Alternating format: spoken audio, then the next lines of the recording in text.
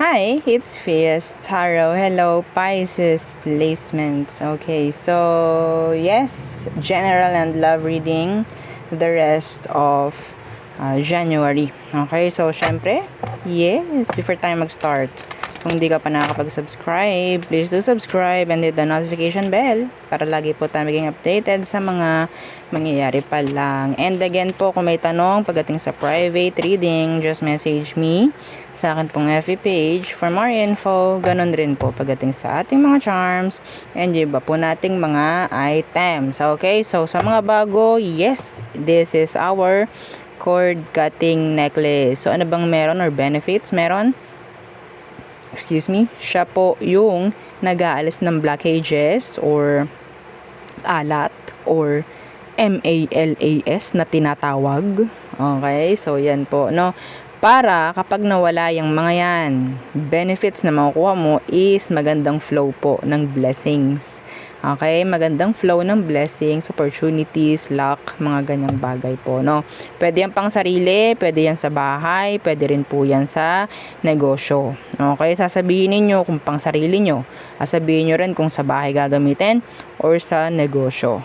Kailangan po yan. Okay, kasi kung pang inyo yan, hindi nyo po yan pwedeng ilagay doon sa front door ng inyong business. Pang sarili nyo yon. Okay, ang ating po protektahan is yung business. Okay po. So, kung pang sarili, yes, yung iyo yon, energy mo yon. Okay? Kung gagamitin naman sa bahay, lagay nyo sa front door nyo. So, tapos pang sayo naman pala gagamitin, hindi po pwede. Okay? Iba't iba po kasi. No? So, sa kaha, pwede mo siyang ilagay kung gagamitin mo sa business. Okay? So, yun po. No? And, yeah, yung ating mga 2-in-1. Ang ating 2-in-1 love and money bracelet. Madalas kasi, ang mga pa-partner dito is itong ating ito madalas pang-alis kasi ito ng blockage. Okay, tas itong mga to, sila naman yung magpo-provide ng mga blessings. So yan madalas na mga pinagsasama. Okay, anyway, so ito yung ating 2-in-1 love and money bracelet, good for love and money. So mag-a-attract to, magma-magnet ng magandang energies when it comes to love and money. Okay, so meron siyang citrine stone, raw citrine. So, ano bang meron sa citrine? That's a money magnet po. No, money magnet ang citrine stone. Okay? So, mas matutulungan ka pagdating po sa inyong pamimera. Ganun na rin po sa connections ninyo, no? In terms of love. Kung lalaki ka, gusto mo nito, at tingin mo, naku, hindi ko naman susuot, pero ang ganda, gusto ko nung ganun.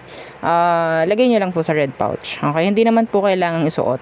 Okay? Kasi may mga clients din na hindi nila nasusuot dahil bawal sa trabaho, ganito, ganyan. So, pinalalagay ko po sa red pouch. Okay? So, ito naman, yung ating evil eye. Yung ating grantor necklace. Okay. So, si grantor, dito ka pwedeng mag-wish, mag-manifest, and siya yung bahalang mag-grant. Ilang beses po pwede. Only. Okay, unlimited. Under naman na kasi ng pangalan mo yung gagawin natin dito. Okay? So, it's up to you kung paano mo siya alagaan. Pero please, alagaan mo. No? Oo, may buhay siya. May energy. Okay? So, yun po. No? So, si grantor, aside doon sa mga pwede niyang i-grant, anything, no, walang limit po ha, ang pag-wish dito. Basta alam nyong dapat or hindi makakasama. Okay po? So, yun, no? So, syempre, takot din tayo sa balik no? Dapat matakot kayo sa balik. Okay? Kasi kayo yung nag-wish. Okay? So, ito. Aside doon sa pwede niyong i-grant sa'yo, bibigyan ka pa nito at least twice per week ng mga surprises. No? So, ang tawag dyan, depende na rin po sa frequency or energy na meron ka. Okay? So, yan. Si grantor, napakabait niyan. Sweet. Oo. So, next, yung ating mga evil eye protection. So, evil eye protections, so sila naman yung magpo-protect sa inyo from evil eye. Okay? From evil eye na pwedeng ibato sa inyo ng kahit sino. Okay po? Yes. So, whether kakilala mo or hindi, yes. Matingnan ka lang niya, di ba? Paglalakad mo sa mall, paglalakad mo sa palengke, kung saan man ikaw naglalakad, makakita ka lang, may makasalubong ka lang kahit di mo kakilala. Mapansin ka nun, yeah, pwedeng may sabihin niyang kung ano man. Okay, doon yun yung ating yun yung ating iniiwasan.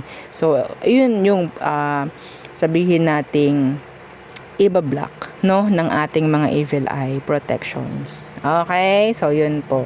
And yung ating cleansing kit, yeah, available yung ating cleansing kit na napaka-importante po pagdating sa inyong mga charms. May mga crystals kayo, pwede yan.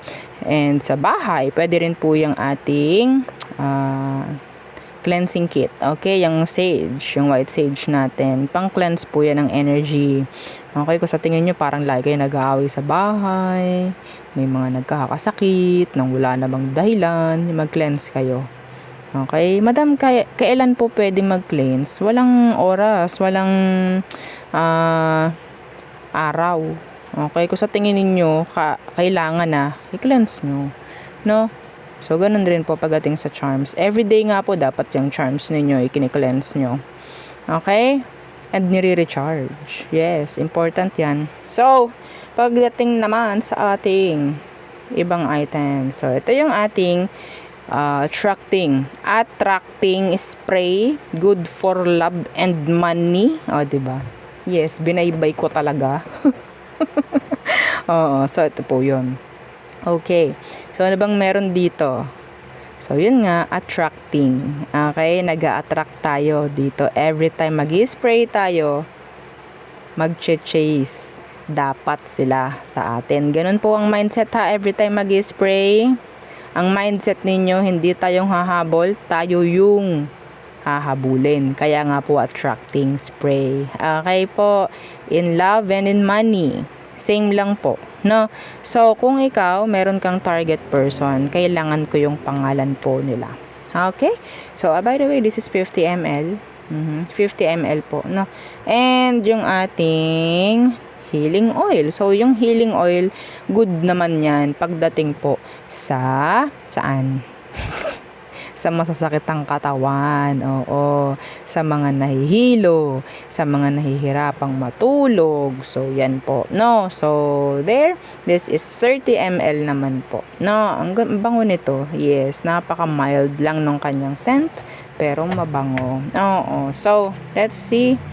Pisces, oh my golly.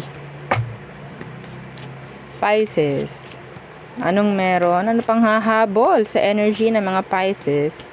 Meron pa ba? Ano pang papasok for Pisces placements? Tingnan natin. Pisces. False person. Okay. Nako. Okay. Ano pa? Imprisonment. Diba sa inyo, hindi nyo nalalaman? Di talaga nalalaman. Yes, wala kayong idea about this energy. Kung sino man yung mga nakapaligid sa inyo, matik, merong hindi mga totoo dyan. Merong mga hindi totoo dyan. At wala akong pakialam kahit sino pa yung mga yan na nakapaligid sa inyo na hindi talaga, yan, nagiging totoo kasi. Hindi kasi nagiging totoo. Wala akong pakialam kahit pamilya mo pa yan, kaibigan mo pa yan, pero ang message sa'yo is, may mga nakapaligid sa'yo na hindi mo alam na binabackstab ka na pala. Fifth. Okay? So, anyway, let's see. Let's clarify. Anyway, so meron ditong number 8, 29, and 24. Could be significant. Okay? So, what's with this false person? False person. What's with this false person, mga Pisces? The Two of Pentacles, reversed. Masyadong open ka rito, masyadong tiwalang-tiwala ka rito, Pisces, ha? Tiwalang-tiwala ka dito. Or pwedeng, pero tingnan natin. Pwede sa workplace, okay? Could be sa workplace. Or sabihin natin consistent talaga itong taong to sa buhay mo. Hindi sila totoo. Okay? Could be an earth sign, Taurus, Virgo, Capricorn. Hindi sila nagsasabi or hindi sila nagiging transparent sa'yo. I don't know why, pero yeah, be careful. Just be careful. Okay? Meron ako nakikita number 5, letter N as in nanay, letter C and M. Okay. So, what's with this imprisonment? The 5 of Wands universe. Meron kayong sabihin nating babasaging routine. Yes. Okay. Yeah. This is something new bago mag-end ang January. Pwedeng may mga babaguhin ka in general. Routine mo, everyday, could be. Or meron kang iti-take risk, or meron kang i-discover, or ang tawag dyan, iti-try, or i-experience bago mag-end ang January. Yes. Kung ikaw itong hindi masyado talaga naglalabas, matagal ka nang naka-isolate dyan sa bahay mo, may chance na lumabas ka. Ganon, as simple as that. Okay? So, what's with this thief? What is this thief? Meaning, anong meaning niyan? The devil in reversed. What's with that devil in reversed? Para yung energy nitong una natin. Yeah. This is paasa. Some of you, may chance na may mga paasa dito. Like scam. Okay? Be careful. If you have a lot of maybe transactions, mga ganyan, mas maganda, bago tayo makipag-deal, if ever, tingnan nyo muna yung background. Mga ganyang bagay. Kung sa tingin nyo mapapagkatiwalaan nyo. Okay? Wag yung agad-agad. Kasi medyo nakaka-excite yung energy nitong tao na to, na pwedeng makita mo or makausap mo bago mag-end ang January. Okay, so mapapakagat ka. Parang ganun yung energy po niya. No? So, and after, kunyari, ganito, ganyan, magkikita na kayo sa ganitong lugar or what, wala pala, hindi pala sisipot. Like that, ganung energy. Anyway. So, there. Medyo gabay yung ibinigay sa'yo, Pisces. So, i-take nyo yun as gabay. Okay, wag nyong baliwalain. Okay, so next, let's see about love. Okay, so when it comes to love, ano bang meron for you, Pisces? May darating ba? So, unahin natin ang mga singles. Single Pisces, may darating ba for single Pisces pagdating sa love? The Two of Pentacles. Some of you, there's 2. Okay, may dalawang parating. O, diba? Humabol pa. Dalawa pa. Okay. The King of Pentacles in reverse. Yeah, see? There's options. May pagpili. Hindi ko alam kung ikaw ba ay pipili or what. Pero ang nakuha ko dito, avoid ninyo na makipag-connect ng like sabay. Okay, sabay nakikita ko dito. Pwedeng, i-entertain mo silang pareho. Yeah. Hindi naman masama kung ikaw itong magiging open sa isa't isa. Yes, pareho mo silang kakausapin, ganyan, i-entertain. Whether babae ka man, lalaki ka man, kung ano man ang gender mo, there's 2 people coming in pagdating sa love. Okay, so next, current person ng mga Pisces, meaning karelasyon mo, kakonect mo, katabi mo, kasama mo. Madam, paano yan? LDR kami. Okay yun, pasok yun. Okay, basta walang separation na nangyari or nangyayari sa ngayon. Hindi kayo break. Okay, so let's see. Anong meron? Anong situation ninyo nito, Pisces? Okay, the 6 of Cups.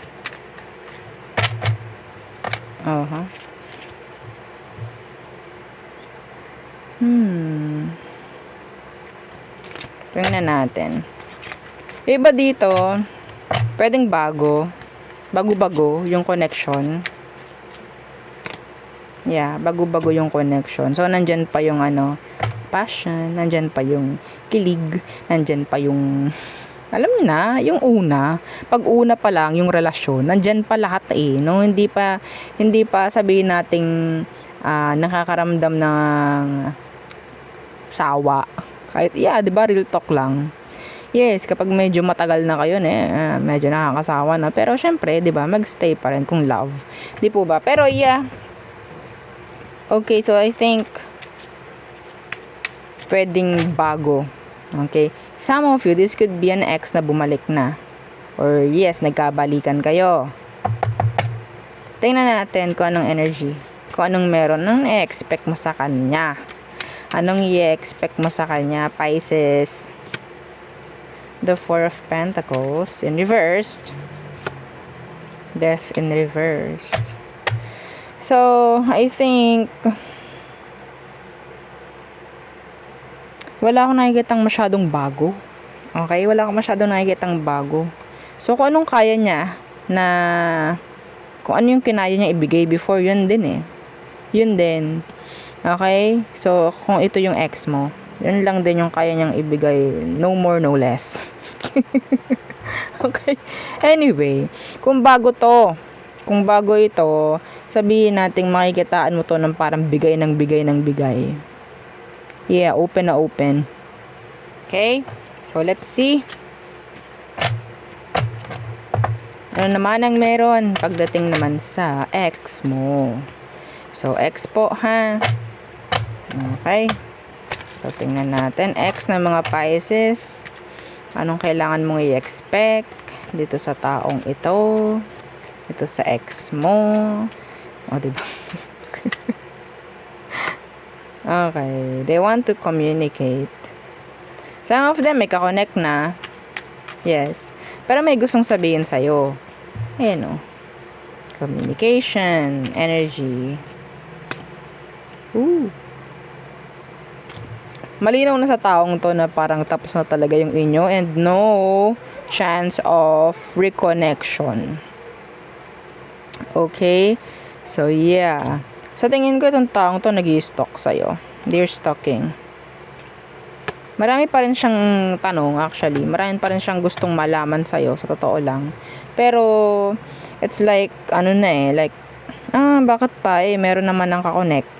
Parang ganon. So, malinaw sa taong to na sa ngayon, hindi mabibigyan ng chance ang pagbabalikan ko sakali man po. Okay? So, there. Yeah. No chance ng pagbabalikan sa ngayon. So, there. Yun ang aking reading for you.